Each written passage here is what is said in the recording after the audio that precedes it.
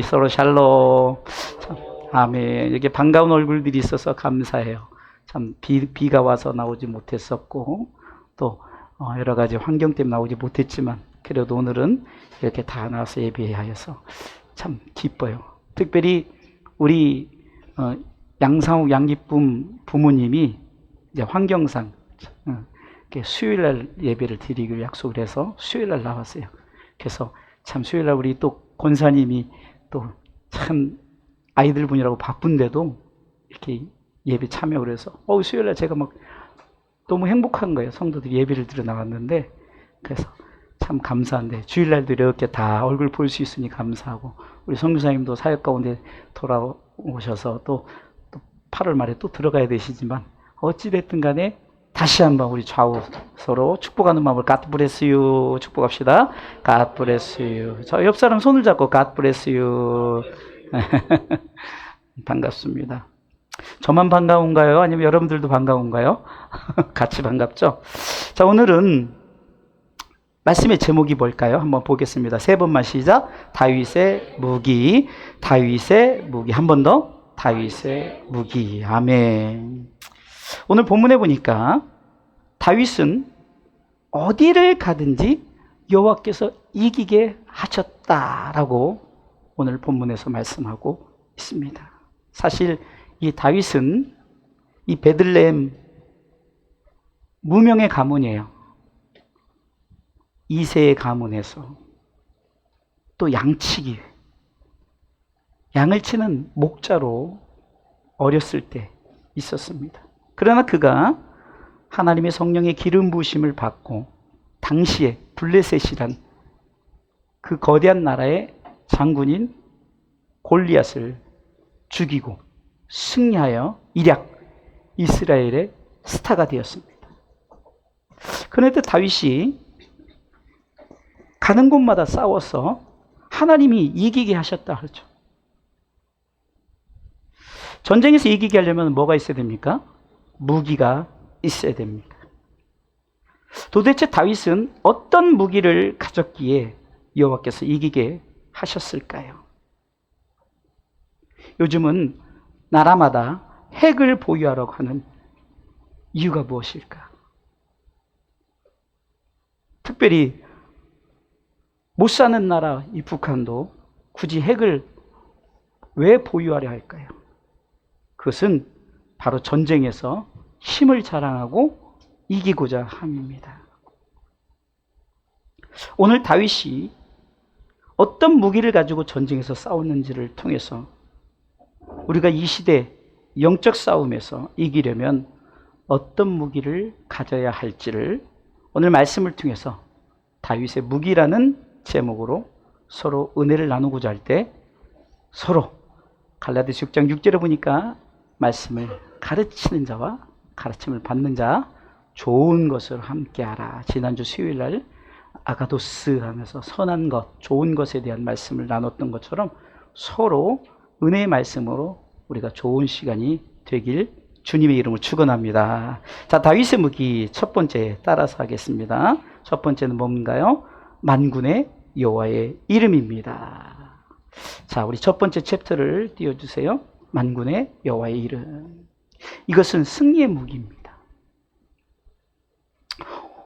사무엘상 17장 45절 말씀에 보면 다윗이 블레셋 사람에게 이르되 너는 칼과 창과 단창으로 내게 오거니와 나는 만군의 여호와의 이름 곧 내가 모욕하는 이스라엘 군대의 하나님의 이름으로 내게 가노라.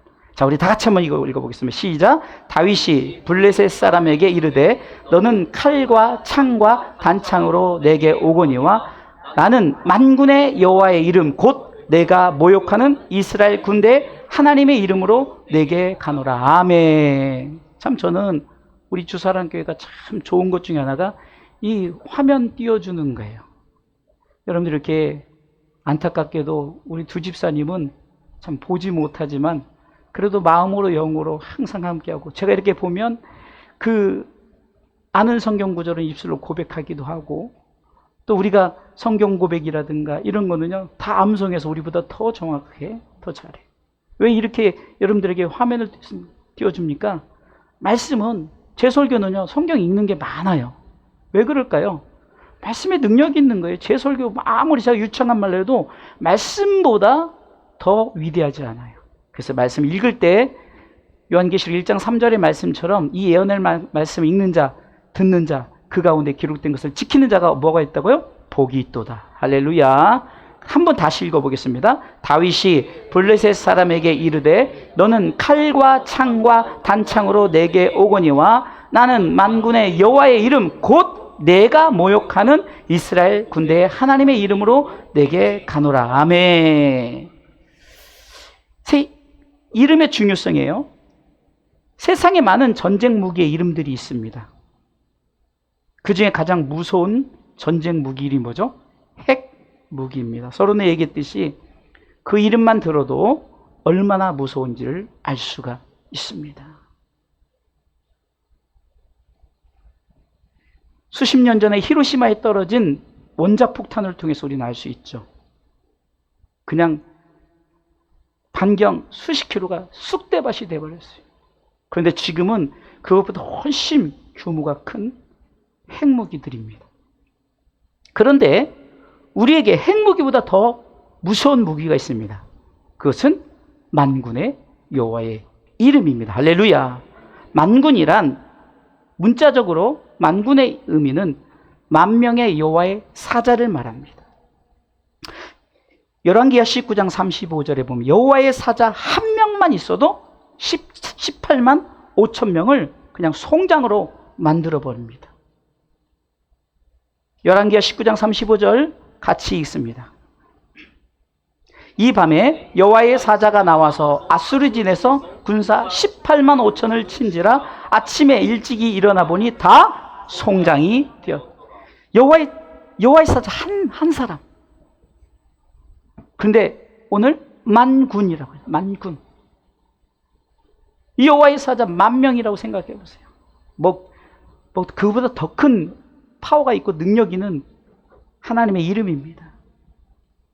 오늘 본문에 다윗과 골리앗의 싸움에서 금방 읽었던 사무엘상 17장 45절에 보니까 블레셋의 골리앗은 무엇을 가지고 나왔습니까? 칼과 창과 단창으로 왔어요. 한마디로 제가 서론에 얘기했던 핵무기를 갖고 나왔다는 거예요. 그러나 이 다윗은 무엇을 갖고 나왔습니까? 만군의 여호와의 이름이란 무기를 갖고 나왔어요. 여러분들 이 만군의 여호와의 이름이 얼마나 능력이 있는 줄 아십니까? 이 여호와의 이름은 첫 번째 창조의 이름입니다. 창세기 2장 4절에 여호와 하나님이 천지를 창조하신 때에 이렇게 나오죠. 창조의 이름이에요. 출애굽기 3장 14절에 보면요. 나는 스스로 있는 자다. 이게 스스로 있기 때문에 이 스스로 있는 그분이 모든 것을 행하실 때 그분 스스로 다 역사하는 거예요. 같이 읽습니다. 하나님이 모세에게 이르시되 나는 스스로 있는 자니라. 또 이르시되 너는 이스라엘 자손에게 이같이 이르기를 스스로 있는 자가 나를 너희에게 보내셨다 하라. 또한 구원의 이름입니다. 신명기 33장 29절 참 제가 여러분들에게 그 서로 축복의 인사를 할 때 이 말씀을 나누죠. 신명기 33장 29절에 보면 여호와의 이름은 구원의 이름이에요. 같이 읽어보겠습니다. 이스라엘이여 너는 행복자로다. 여호와의 구원을 너같이 얻은 백성이 누구뇨? 그는 너를 돕는 방패시요 너의 영광의 칼이시로다. 내 대적이 내게 복종하리니 네가 그들의 높은 곳을 밟을 구원하실 뿐만 아니라 대적도 이기고 대적을 밟으며 승리를 하는 그분의 이름인 줄 믿으시기 바랍니다.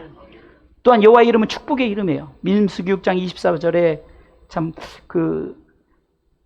주의 종들이 강도사 때나 전사 때 혹시 교회를 목회를 하면 이 축복 기도문을 읽고 주기도문으로 맞춰요.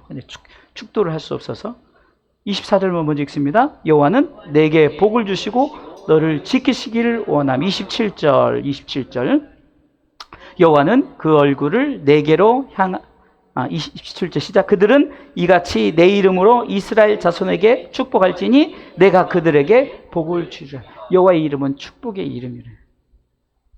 그 외에 여러 가지 여호와의 이름이 있는데 이 이름의 능력에서 우리를 구원하시고 축복하시고 이기게 하시고 우리 환경에서 늘 승리의 계가를 부르게 하시는 줄 믿으시기 바랍니다. 다윗은 이 만군의 여호와의 이름을 붙들었다는 거예요. 우리가 철저하게 만군의 여호와의 이름을 의지할 때 우리 또한 영적 전쟁에서 다윗처럼 늘 이기게 하셨던 것처럼 저와 여러분들도 늘 이기게 하신 줄 믿고 만군의 여호와의 이름의 무기를 여러분 가슴에 담으시길 주님의 이름으로 축원합니다. 두 번째는요, 다윗의 무기 두 번째 같이 읽습니다. 주의 지팡이와 막대기. 이것은 안위의 무기입니다. 안위라는 말은 몸을 편하게 하고 마음을 위로한다라는 뜻입니다. 이 주의 지팡이와 막대기로 안위하십니다. 시편 23편 4절 말씀에 이 다윗의 유명한 고백 중에 그는 이렇게 고백합니다. 같이 시편 23편 4절 말씀을 고백합니다. 같이 읽습니다. 내가 사망의 음침한 골짜기로 다닐지라도 해를 두려워하지 않을 것은 주께서 나와 함께 하심이라. 주의 지팡이와 막대기가 나를 안위하시나이다. 아멘. 여기서 보면 지팡이와 막대기 앞에 붙어있는 수식어가 있죠. 그게 뭡니까? 주의죠. 주의. 주님의, 하나님의, 주인의, 이런 뜻이죠. 나의 지팡이와 막대기가 아니라 주님의 지팡이와 막대기예요. 이 지팡이와 막대기는 우리를 안위하는, 포근하게 감싸준다는 거예요. 돌봐주시는, 이게 무기가 되는 거예요. 삶 가운데 이 평안이 얼마나 중요합니까? 평안은 누군가 나를 보호해 주기 때문에 걱정이 없다, 두려움이 없다. 그래서 내가 편안하게 잠을 자는 것이 평안함의 모습이에요. 아무리 돈이 많아도요, 막 그 돈이 많아서 불안해서 막 안전장치라고 잠을 못 잔다면 그것은 물질로 인한 평안의 삶이 아니잖아요. 그러니까 이 평안은 어떤 환경에도 편안하게 안위에, 하나님의 안위하심의 이 무기가 우리를 지키시고 보호하시는 줄 믿으시기 바랍니다. 지팡이는 처음에는 사람의 지팡이였어요. 모세가 출애굽기 4장 20절에 보면은 원래는 사람의 지팡이를 가지고 하나님 앞에 나아갔어요. 그리고 그것을 짚고 산에 오르기도 했어요. 그러나 그가 다시 시내산에 내려올 때는 지팡이가 어떻게 되는지 말씀을 통해서 출애굽기 4장 20절 읽습니다. 모세가 그 아내와 아들들을 나귀에 태우고 애굽으로 돌아갔는데 뭐요? 하나님의 지팡이를 손에 잡았더라. 아멘. 분명히 모세의 지팡이는 나무 지팡이였어요. 그러나 그 나무 지팡이를 가지고 애굽에서 바로왕 앞에서 10가지 기적도 행하기도 하고 그 지팡이를 가리킬 때 홍해도 갈라지고 반석을 쳤더니 물도 터지고 샘물도 터지는 이런 일들이 왜 그럴까요? 그것은 사람의 지팡이가 아니라 다윗이 고백했던 것처럼 주의 지팡이였던 거예요. 분명히 사람이 만들었죠.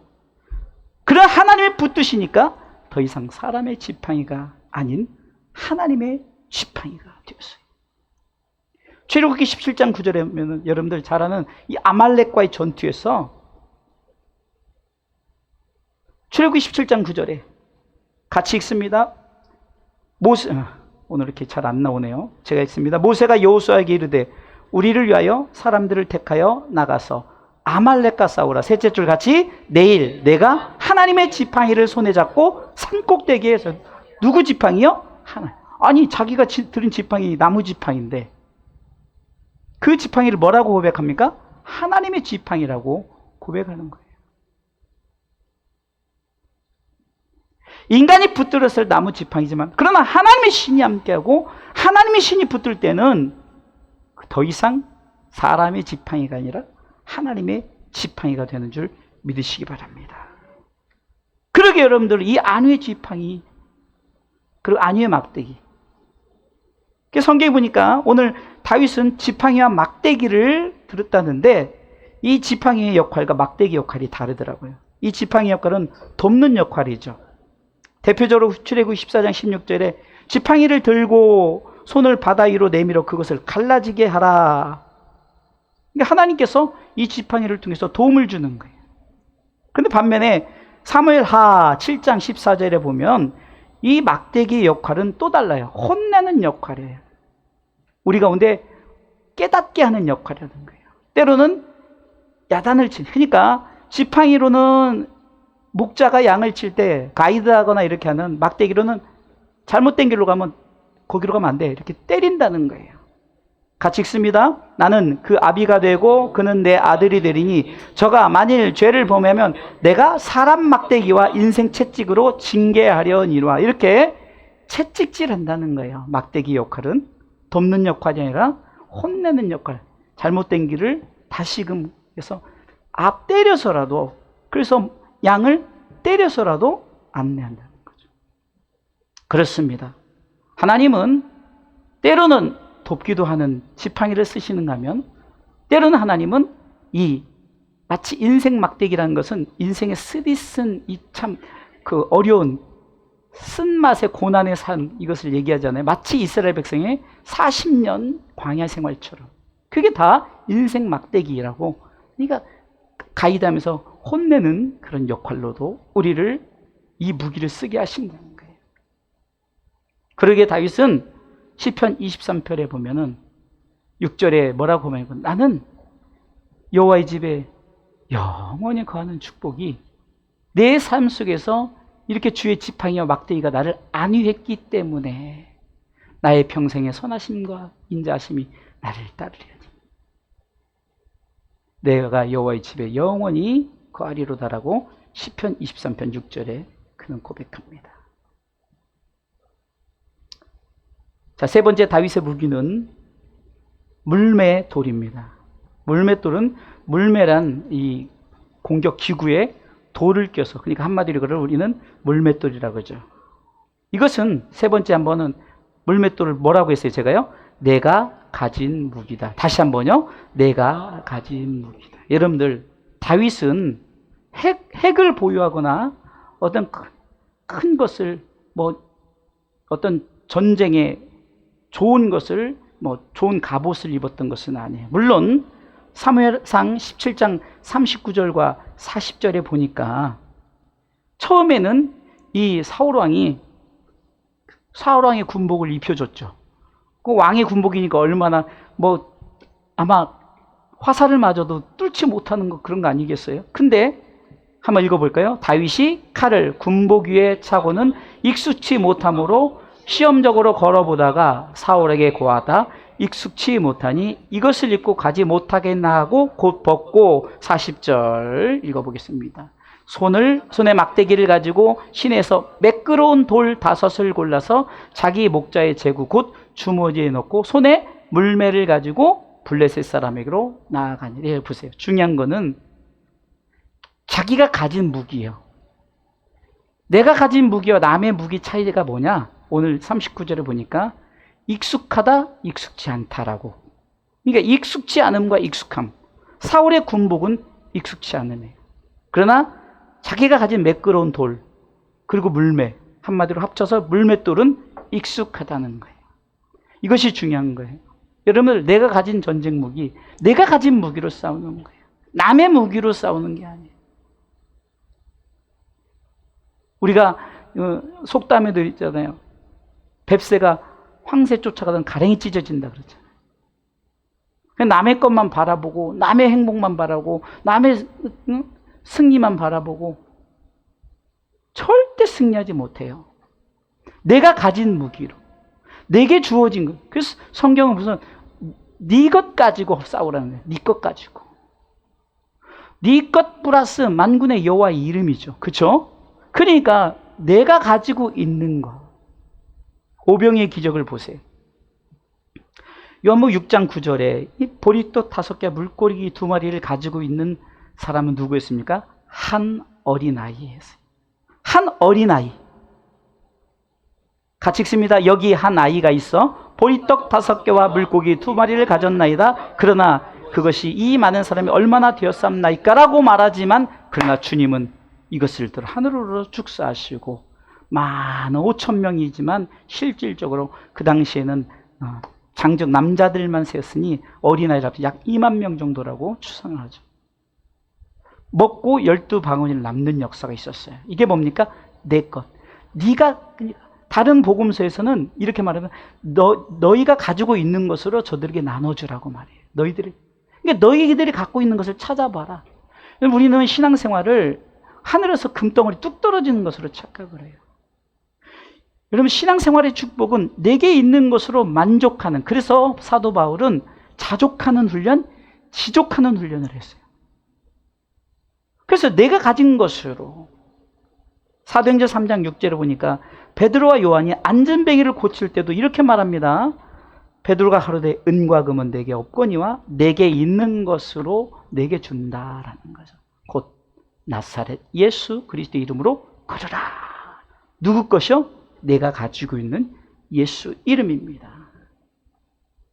하나님은 남의 것이 아닌 사울의 군복이 아닙니다. 내가 가지고 있는 다윗의 물맷돌처럼 내가 가지고 있는 것으로 싸우기를 원하세요. 그 여러분들이 가지고 있는, 우리가 재능을 탤런트라고 말하지 않습니까? 기도의 탤런트가 있다면, 어떤 우리 아이들 춤추는 아이, 그래서 연주하는 아이, 노래 잘하는 아이, 또 섬기고 또 예배 잘 드리는 이런 어떤 이런 탤런트가 있어요. 여러분 가지고 있는 것으로 영적 싸움을 하시기 바랍니다. 하나님 반드시 이기게 하신 줄 믿으시기 바랍니다. 이 다윗의 물맷돌은 익숙했다는 거예요. 아까 했죠? 익숙한 것이 중요한 거예요. 여러분들이 익숙한 것, 여러분들이 가지고 있는 건 익숙한 것이라는 거예요. 사무엘상 17장 34절로 35절에 보면 다윗은 늘 이 목자로서 양을 칠 때, 대적이 왔을 때 자기에게 늘 익숙한 물맷돌로 사자를 물리쳤어요. 다윗이 사울에게 고하되 주의 종이 아비의 양을 칠 때 사자나 곰이 와서 양떼에서 새끼를 움키면 35절 내가 따라가서 그것을 치고 오라고 해요. 물매로 쳤다는 거죠. 그리고 그는 그 사자와 싸움, 또 곰과 싸움. 내가 가진 능력이에요. 거기에 만군의 여호와의 이름이 더하니 바로 이 무게는 엄청난 핵무기 이상으로의 능력이 나타난 줄 믿으시기 바랍니다. 자, 네 번째 다윗의 무기는 수금이에요. 이것은 찬양의 무기입니다. 사무엘상 16장 23절에 보니까 이 다윗은 연주자였어요. 수금을 타는 연주자였는데요. 자, 읽습니다. 하나님의 부리신 악신이 사울에게서 이를 때 다윗이 수금을 취하여 손으로 탄즉 사울이 상쾌하여 났고 악신은 그에게서 떠나더라. 이 찬양으로 악신을 이기는 거예요. 악신이 떠나고 성령이 임하는 거죠. 다윗이 수금을 탈 때 악신이 떠나가는 거예요. 영적 싸움에서 중요한 무기 중 하나가 바로 찬양의 무기라는 거예요. 여러분들 예배 드릴 때 찬양을 게을리하지 마세요. 저는 지금 대만교회 그 찬양 사역을 이제 거의 15년째 해가는데, 그 지난주에도 그 강사 목사님이 참 그분이 너무 겸손하세요. 그분은 교회도 크고 그리고 목회 경력이나 연세로는 한참 저희보다 위인데도 저희한테 반말을 한 번도 안 하셔요. 근데 그분이 항상 말씀하시는 게, 그 찬양하시는 목사님들이 이렇게 그냥 늘 함께 해주니까 자기가 참 말씀을 전하는데 너무 뜨겁더라. 그런데요, 이 목사님에게서 배울 점이 뭔지 아십니까? 그래서 제가 그 목사님을 참 흉내내려고 일부러 많이 찬양을, 특별히 말씀의 흉내는 엄두도 못 내고요, 찬양의 흉내를 했는데, 그분은 우리가 찬양 인도를 하잖아요. 그럼 뒤에서 가만히 계시질 않아요. 막 뛰면서 막 얼마나 열정적으로 찬양하고 헌신하고. 그러면서 지난주에 이 고백을 하더라고요. 청년 때 찬양 인도를, 그것도 신학교도 가기 전에 찬양 인도를 했는데 이 강대상을 얼마나 내려쳤는지 그냥 여기가 다 터져가지고 막 피가 이렇게 튕겨져 나갔대요. 그러니 회중이 그것을 보고 얼마나 감동받았겠어요. 자기는 그런지도 모르고 막 했다는 거예요. 그 목격자가 사모님이에요. 사모님이 같은 교회, 사실 사모님이 연상이거든요. 저처럼 연상인데 사모님이 그때는 석봉화 그랬대요. 그 당연히 석봉 그러겠죠. 청년 때니까. 그러면서 그 고백을 사모님과 같이 하는데 그분이 잘 쓰는 그 제스처가 있어요. 좀 찬양할 때 그 목사님들 흉내를 냅니다. 뭐 강대상에 앉았다고 이렇게 치면은 목사님들이 찬양할 때 콧구멍도 후비고 딴 데도 봤다가 예수님 찬양, 이게 무슨 예수님 찬양이에요. 뒤적뒤적 뭐 성경책 뒤적뒤적 찬양하는데 성경책 뒤적 예수님 찬양, 이게 무슨 예수님 찬양이에요.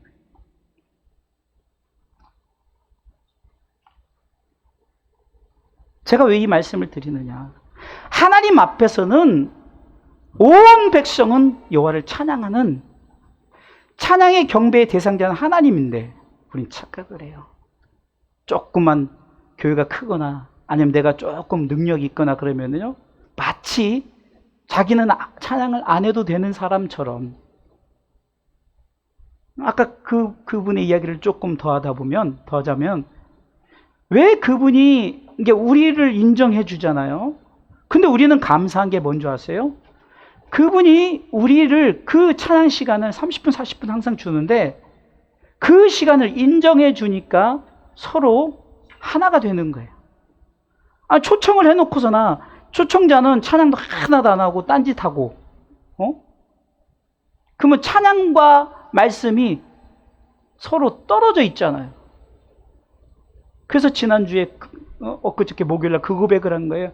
목사님, 전에도 말씀드렸지만 우리가 감사한 거는 목사님이 찬양을 인정해주고 같이 찬양하고 같이 하니까 회중들이, 그 목사님들이 당연히 그 강사 목사님이 그렇게 열정적으로 찬양하니까 제가 찬양하는 열정은 그분 10분의 1도 못 쫓아가요. 100분의 1도 막 뛰면서 막 하면서, 그리고 마치 고함을 지르는 것처럼 음을 고음으로 막 한 옥타브 위로 불러서 대단해요.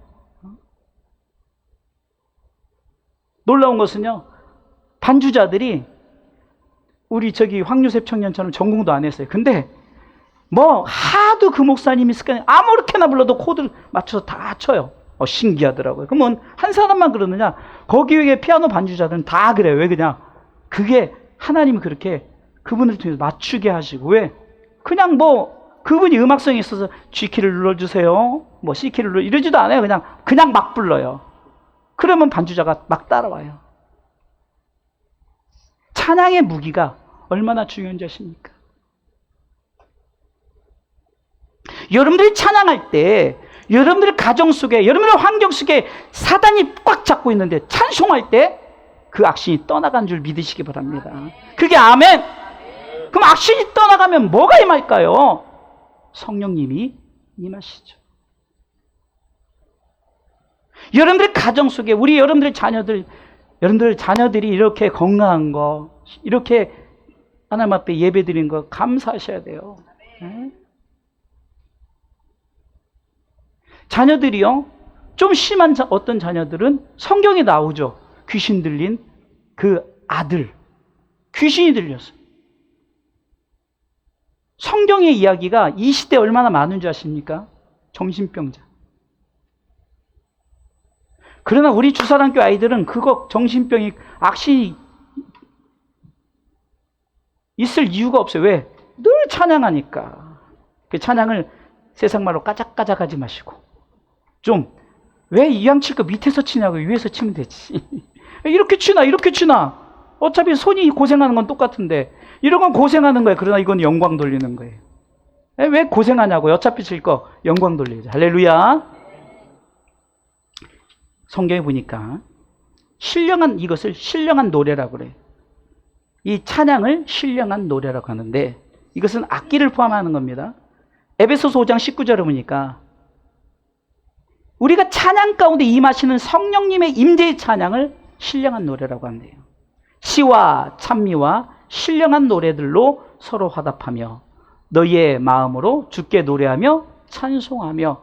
여기서 말하니까 시와 찬미와 신령한 노래. 그러면 신령한 노래가 뭔가 성경에 보니까 다윗이 288명을 성가대를 세웠는데 아삽과 헤만과 여두둔이란 역대상 25장 1절로 3절을 보니까 각기 연주자로 찬양 각기 그 재능을 가진 자들을 288명을 세우는데 역대상 25장 1절을 보니까 다윗이 군대 장관들로 더불어 아삽과 헤만과 여두둔의 자손 중에서 구별하여 섬기게 하되 수금과 비파와 재금을 잡아 신령한 노래를 하게 하였으니 그 직무대로 일하는 수요가 이러하니라. 2절에 아삽의 아들 중 삭굴과 요셉 나오네요. 느다냐와 아사렐란이 이 아삽의 아들들이 아삽의 수하에 속하여 왕의 명령을 쫓아 뭐래요? 신령한 노래를 하며. 3절에 여두둔에게 이르러는 그 아들 그달리아와 스리와 여시야와 하사바와 마따니 여러 사람이 그 아비 여두둔의 수하에 속하여 수금을 잡아 신령한 노래를 하며 여호와께 감사하며 찬양. 여러분들 신령한 노래는 다른 게 아니에요. 여러분들의 가지고 있는 찬양의 목소리를 다해서 기타를 치면 기타로, 드럼을 치면 드럼에, 피아노를 치면 피아노를 치면서 여러분들 하나님 앞에 드릴 때 성령이 임하니까 이게 신령한, 성령이 우리와 함께하는 노래가 된다는 거예요. 그래서 우리 주산의교회가 앞으로 찬양할 때 뭔가 이렇게 신령한 노래로 하나님 앞에 감사하며 찬양하시길 주님의 이름으로 축원합니다. 역대하 20장 21절로 22절에 보면 어떤 일이 일어나면 그 모압과 암몬과 그 세 연합군이 쳐들어오는 거예요. 마온과 이 세 연합군이 쳐들어오는데 여호수아밭이 나는 할 수 없어요. 하나님 앞에 기도했더니 하나님이 뭐냐? 야, 성가대를 앞세우라는 거예요. 말이 됩니까? 역대하 20장 21절이에요. 이게 역사의 사건입니다. 역대하 20장 21절에 백성으로 더불어 의논하고 노래하는 자를 택하여 거룩한 예복을 입히고 군대 앞에서 행하며. 역대하 20장 21절이에요. 같이 읽습니다. 제가 먼저 읽을게요. 백성으로 더불어 의논하고 노래하는 자를 택하여 거룩한 예복을 입히고 군대 앞에서 행하며 여호와를 찬송하여 이르기를 여호와께 감사하세. 그 자비하심이 영원하도다 하게 하였더니. 22절 보세요. 그 노래와 찬송이 시작될 때 여호와께서 복병을 두어 유다를 치러 온 암몬 자손과 모압과 세일 사는 사람을 치게 하심으로 저희가 패하였다라고 말해요. 성가대를 앞에 세웠어요. 전쟁에. 제가 한번 옛날에 이상한 무기란 말씀한 기억이 나네요. 이상한 무기. 전쟁에 이상한 무기를 갖고 나가요. 그게 뭡니까? 아니, 성가대 예복을 입히고. 그래서 제가 고백을 했잖아요. 제가 그 청년 때 우리 그 광명시 은광교회가 사모님하고 같이 있었던 교회가 아니 아파트 입주하니까요. 성가대 예배 끝나면 성가대원 그대로 40명 그대로 나가는 거예요. 그대로 옷 입고. 그럼 제가 성가대 지휘자니까 옷 입고 나가가지고 거기까지 가서 했던 찬양 계속 하는 30분 동안 하는 거예요. 성가대는. 그리고 이제 성도들은 막 전도하고. 참 그 목사님 열정도 대단했죠. 여러분 그런 역사가 찬양의 무기라는 거예요. 여러분 찬양의 무기를 통해서 전쟁에서 승리하시기를 주님의 이름으로 축원합니다. 자, 결론적으로 말씀을 드리겠습니다. 자, 성경에 보면은 하나님이 전신갑주를 입고 취하라 나오는 거예요. 에베소 6장 12절로 13절에 보면 우리의 싸움은 혈과 육에 대한 싸움이 아닙니다. 어둠의 세상 주관자들과 하늘에 있는 악의 영들에 대한 싸움이라고 성경은 말합니다. 그러기에 하나님의 전신갑주를 취하라 13절이죠. 그러므로 같이 읽습니다.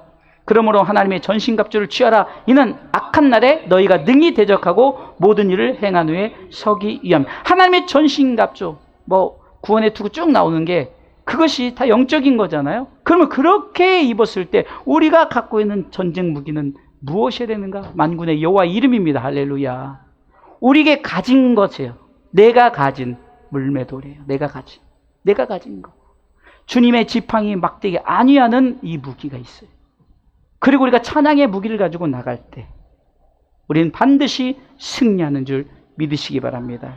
이 영적 전쟁에서 승리하려면 만군의 여호와 이름으로 싸워야 됩니다. 이것은 승리의 무기입니다. 주의 지팡이와 막대기로 싸워야 됩니다. 이것은 안위의 무기입니다. 물맷돌로 싸워야 됩니다. 이것은 내가 가진 무기입니다. 수금으로 싸워야 됩니다. 이것은 찬양의 무기입니다. 다윗이 가졌던 이 전쟁 무기를 통해서 이것도 다 우리에게 있는 무기들입니다. 그러기에 우리는 이 무기를 가지고 이제 영적 전투에서 늘 승리하여 사단을 이기고 여러분들의 신앙의 삶 가운데 늘 승리의 나팔이 항상 울려 퍼지기를 주님의 이름으로 축원합니다.